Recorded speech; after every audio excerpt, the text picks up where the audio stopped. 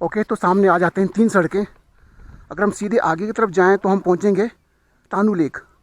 फ़िलहाल हम जा रहे हैं खाटू की तरफ, तो हमें जाना होगा बीच वाले रास्ते से जहाँ से ये बच्चे आ रहे हैं। हेलो जी, हेलो हेलो जी, कोई है?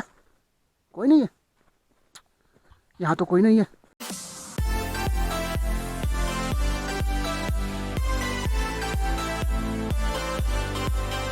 नमस्कार दोस्तों, स्वागत करता हूँ आपका YouTube channel apples and tracker के एक नई वीडियो में। और मैं पहुँचा हुआ हूँ इस वक्त नारकंडा में। दरअसल जब से स्नोफॉल हुआ है तब से मैंने छड़ा बड़ा एक्सप्लोर किया, कुफरी एक्सप्लोर किया, लेकिन कहीं ना कहीं रह जाता है नारकंडा।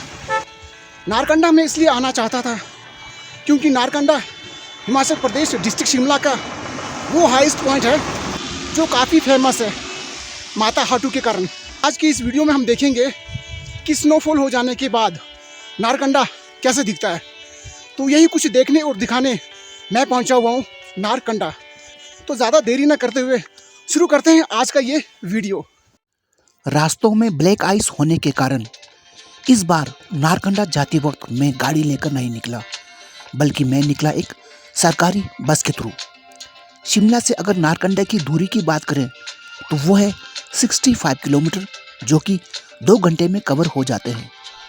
नारकंडा पहुंचते ही जो नज़ारे मुझे देखने को मिले वो आपके सामने हैं। नारकंडा पहुंचने पर सबसे ज़्यादा जो हमें अट्रैक्ट करता है वो है यहाँ का एक पुराना टेम्पल। ओके, तो नारकंडा पहुंचकर सबसे पहले चलते हैं उस तरफ जहाँ पर की जाती है स्कीइंग। तो देखते हैं कि किस तरह का हिसाब किताब है वहाँ का। नारकंडा की जो एलिवेशन है वो शिमला से काफ़ी ज़्यादा है। डिस्ट्रिक्ट शिमला की अगर मैं बात करूँ तो नारकंडा और खड़ा पत्थर, ये 2 जगहें ऐसी है जहाँ पर स्नोफॉल जो होता है वो होता है दबाकर। आगे का कुछ ऐसा हिसाब है।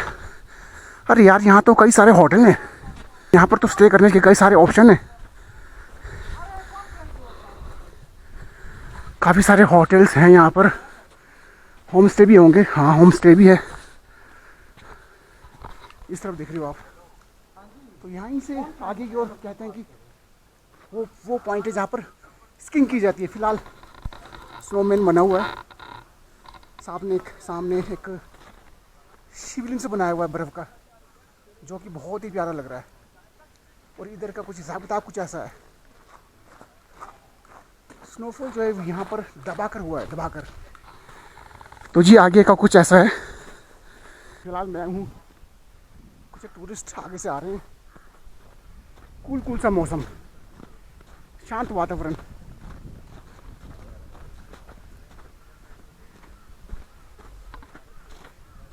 स्केटिंग आगे हो रही है। हाँ, थैंक यू। स्कीइंग ना, स्केटिंग नहीं है। Skiing ice skiing, sorry skiing. और टायर वाला है। अच्छा ठीक है। और क्या है, और उसकी जिप लाइनिंग है। Zip lining, okay thank you. Ice skating नहीं है, आइस स्कीइंग है। स्कीइंग, आइस स्कीइंग जो रगड़ती हुई जाती है उसको कहते हैं स्कीइंग। आज की डेट में यहाँ शायद टूरिस्ट कम पहुँचा है, क्योंकि कुफरी और फागू के बीच का जो पैच है वो थोड़ा सा डिस्टर्ब है। थोड़ा सा, ज़्यादा नहीं, थोड़ा सा।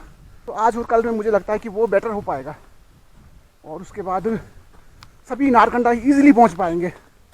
जैसा कि आज मैं अपनी गाड़ी से नहीं आया हूँ, मैं आया हूँ सरकारी बस से होकर। तो कल से जो भी आए वो अपनी गाड़ी लेकर आ सकता है।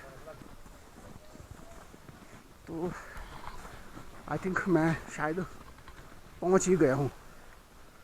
यहाँ कुछ लोगों का जो क्राउड है वो देखने को मिल रहा है। तो अब ऊपर चलकर देखते हैं कि किस तरह का सिचुएशन है। सबसे बड़ी बात यह है कि आज मौसम जो है वो काफ़ी सुहाना है। हाँ, बर्फ़ नहीं है इसमें ना, फिर फोटोज़ वगैरह क्लिक कराने के लिए बढ़िया रहता है ना। ऐसे मौसम में फ़ोटोज़ बहुत ही बढ़िया तरीके से क्लिक हो जाती है। तो लो जी, कुछ ऐसा सिस्टम है जी यहाँ का नारकंडे का। यहाँ पर कुछ लोग आइस स्कीइंग कर रहे हैं, और यहाँ एक जनाब लगे हुए हैं सीखने। काफ़ी लगता ज़्यादा सीख चुके हैं ये हैं। ओह ओह ओह वाह। तो इस तरफ को कुछ एक ढाबे या फिर वो पॉइंट जहाँ पर बैठ कर यहाँ के लोग एक्टिविटी करवाते हैं।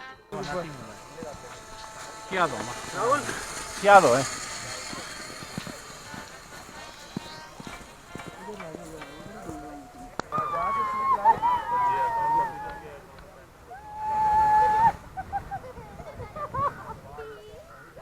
तो यहाँ पर है जी पूरे सिस्टम स्कीइंग के, आप यहाँ आ सकते हैं, ठीक है जी। यहाँ से आप जो भी चार्ज वगैरह देकर शायद यहाँ सिखाते भी होंगे, सिखाते हैं यहाँ पर स्कीइंग, सिखाते भी हैं यहाँ पर। तो इन दिनों अगर आप शिमला के आसपास हो तो आप यहाँ आ सकते हैं नारकंडा में, और यहाँ पहुँचकर स्कीइंग का मज़े लीजिए आप।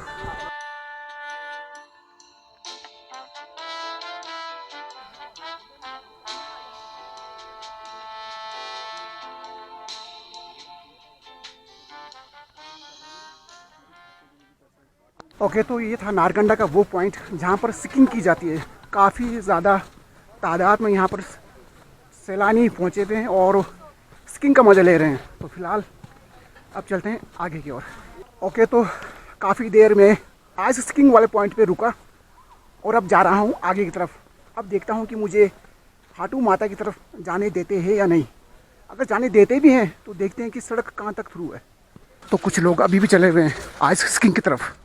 तो फिलहाल मैन हाईवे पे पहुंच चुका हूं। अब आगे चलने की कोशिश करते हैं, देखते हैं कि आगे हमें क्या कुछ और देखने को मिलता है। तो यहाँ आ जाता है जी एक चौक। अगर मैं नीचे की तरफ जाऊंगा तो मैं पहुंचूंगा सांगला स्पीति, लेकिन फ़िलहाल मुझे जाना है यहाँ से आगे की ओर खाटू माता की तरफ। तो ये जो रास्ता है ये खाटू माता की तरफ तो जाता ही है, साथ ही साथ ये सड़क कनेक्ट करती है एक प्रसिद्ध विलेज को जिसका नाम है कोटगढ़ और थानादार। ये दो वो विलेज हैं जहाँ पर सबसे पहले सेब की उपज हुई थी। यहीं से ही पूरे हिमाचल को सेब की सीड्स और सेब के प्लांट्स डिवाइड हुए हैं। जैसे जैसे मैं आगे की ओर बढ़ रहा हूँ बर्फ़ की सतह मोटी होती जा रही है। सच मानो तो मैं कहता हूँ कि नारकंडा में शिमला के कंपैरिजन में काफ़ी ज़्यादा स्नोफॉल हुआ है। ओके, तो सामने आ जाते हैं 3 सड़कें। अगर हम सीधे आगे की तरफ जाएं तो हम पहुँचेंगे तानू लेक। फ़िलहाल हम जा रहे हैं खाटू की तरफ, तो हमें जाना होगा बीच वाले रास्ते से जहाँ से ये बच्चे आ रहे हैं। फ़िलहाल यहाँ एक चेन नुमा बैरिकेड लगाया गया है ताकि यहाँ से ऊपर कोई भी गाड़ी लेकर ना जाए। तो इन दिनों अगर आप नारकंडा आते हो तो अपनी गाड़ियाँ यहीं पार्क कर दें। साथ में ये ढाबे से लगे है यहाँ पर आप खाना पीना अपना कर सकते हैं। अपनी गाड़ी यहाँ पार्क करिए, उसके बाद ये पैदल रूट है। घोड़े की फैसिलिटी होती थी लेकिन फ़िलहाल आज दिख नहीं रहा है। और इस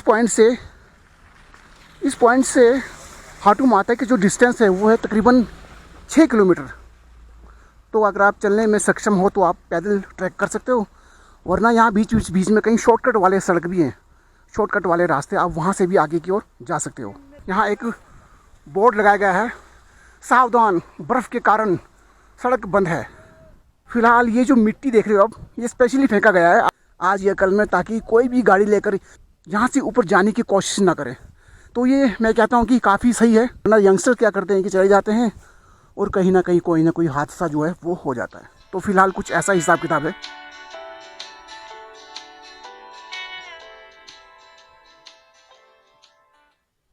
यहाँ के लोकल्स बैठे हुए हैं यही सोचकर कि कोई ना कोई क्लाइंट आएगा, उसे खिलाना पिलाना हुआ या उसे लेकर जाना हुआ, जो कुछ भी है ये करते होंगे। तो यहाँ के लोकल्स अपनी अपनी दुकानें सजाए बैठे हैं। कस्टमर के नाम पर 1-2 टूरिस्ट मैंने देखे जो कि नीचे थे, बाकी ऊपर कोई गया है या नहीं ये ऊपर पहुँचकर पता चलेगा। तो फ़िलहाल कुछ ऐसा रास्ता है और इस बर्फ़बारी के बीच आपका ये होस्ट एपल्स एंड ट्रैकर। ऊपर से कुछ एक लड़कों की आवाज़ आ रही है, शायद मेरे अलावा इस बर्फीले जंगल में कोई और भी है, शायद यंगस्टर होंगे।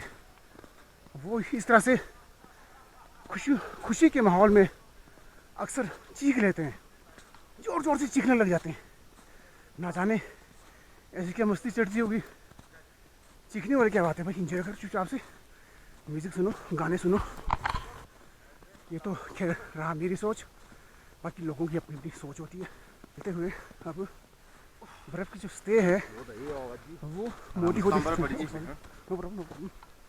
बर्फ़ की स्टे जो है वो मोटी होती जा रही है जितना जितना मैं आगे की ओर बढ़ रहा हूँ। बर्फ़ तब ज़्यादा पिघलती है जब आकाश में बादल होते हैं, अब ज़्यादातर लोगों की सोच ये होती है कि जब धूप खिलती है तो बर्फ़ पिघलती है। ऐसा नहीं है, पिघलती है, मैं मानता हूँ, लेकिन बहुत कम। ज़्यादा तब पिघलेगी जब आकाश में बादल होंगे या फिर बारिश लग जाएगी, तब, अदरवाइज नहीं। तो फिलहाल आगे का कुछ ऐसा हिसाब, ये पीछे का टेम्परेचर कितने माइनस में, ये आप बर्फ़ की सिल्ली देख के आइडिया लगा सकते हो। ये जी बर्फ़ की लंबी लंबी सिल्लियाँ, ऐसा लग रहा है जैसे कि हाथी के दांत हो आगे तक। काफी देर चलने के बाद अब भूख सी लगने लगी थी।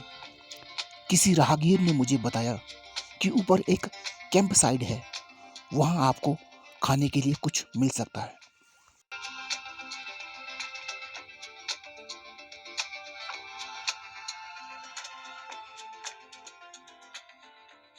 खासकर इस तरह के जो जंगल है, इसमें भालू पाए जाते हैं। भालू को तो आप भली भांति जानते होंगे, जो कि हार बिल्कुल नहीं मानता है, तो वो पाए जाते हैं। अरे ये बर्फ़ की सिल्ली तो ख़त्म ही नहीं हो रहे हैं।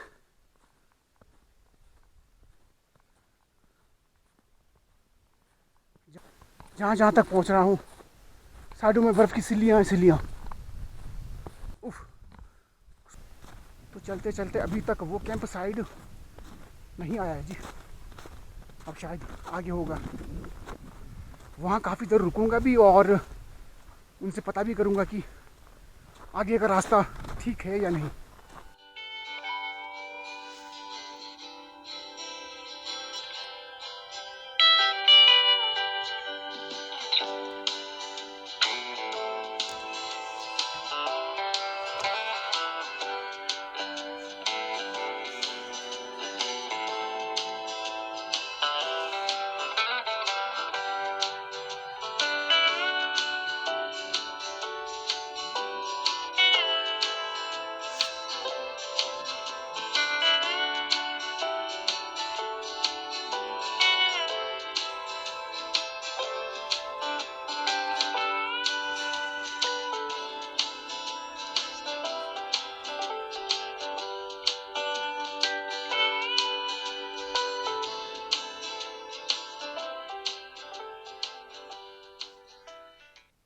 अब लगता है कि मैं कैंप साइड पहुंचने वाला हूं। नीचे एक साइन सा दिया हुआ था कि कैंप साइड यहीं ऊपर कहीं है। ओके, तो फाइनली पहुंच गया हूं उस तरफ जहां पर है कैंप साइड। एक कैंप वहां लगा हुआ है उस तरफ, एक यहाँ पुराना खंडर नुमा, और इधर भी कुछ है हिसाब किताब। तो फिलहाल कोई भी नज़र नहीं आ रहा, तो पता करता हूँ शायद कोई यहाँ मिल जाए। कैंप साइट पहुँचकर सच मानो बहुत ही प्यारा लग रहा है, बहुत ही प्यारा। ऐसा लग रहा है कि मैं स्विट्ज़रलैंड में कहीं पहुँचा हुआ हूँ। बिल्कुल शांत वातावरण और बिल्कुल सफ़ेद। अभी तक खैर मुझे कोई भी शख्स यहाँ दिखा नहीं है। अब चिल्ला कर कहना पड़ेगा कि कोई है, तब शायद कोई बाहर निकले। तो फिलहाल यहाँ 2 डॉगी हैं, कहीं वो खाने ना पड़ जाए, कल शायद वो खाने ना पड़ जाए।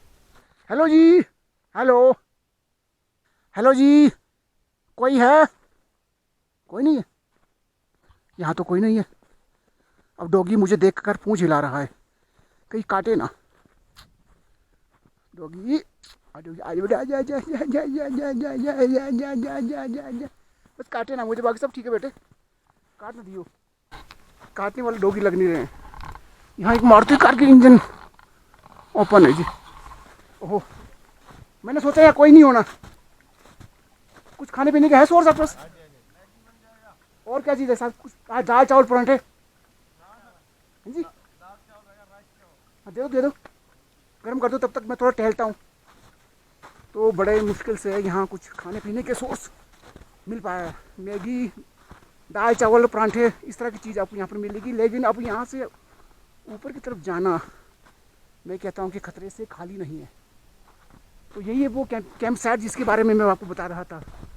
आप यहाँ आ सकते हैं, अपना नाइट स्टे का शायद यहाँ पर होगा ही, नाइट स्टे का भी शायद यहाँ पर कुछ हिसाब किताब होगा। अगर कुछ भी ना मिले आपको तो यहाँ आप अपना पेट भर सकते हैं। ये जो आप देख रहे हो, यहाँ एक तालाब है। फ़िलहाल ज़्यादा बर्फ़ हो जाने का कारण मेरे ख्याल से शायद जम चुका है।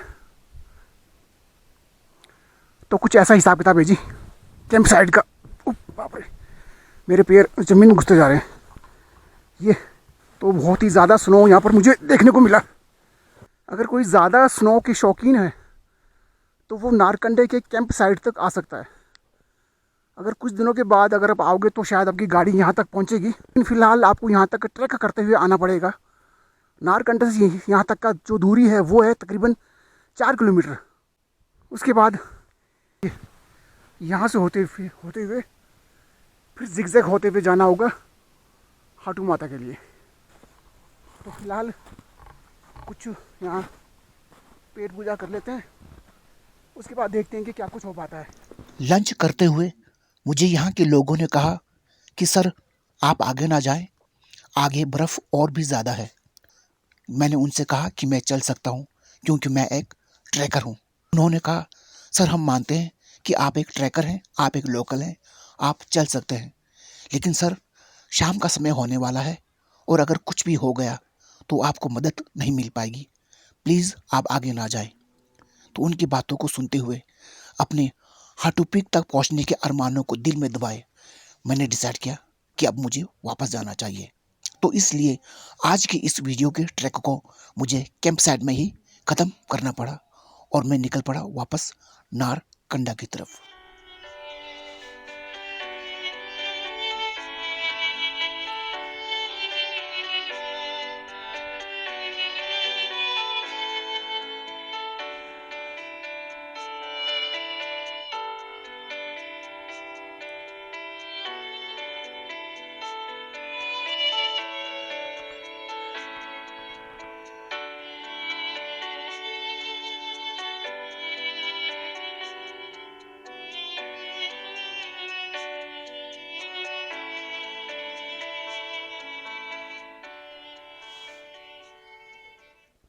यहाँ कुछ अपने टूरिस्ट भाई बंधु आए हुए हैं, उनका आज यहाँ पर स्टे है कैंप में।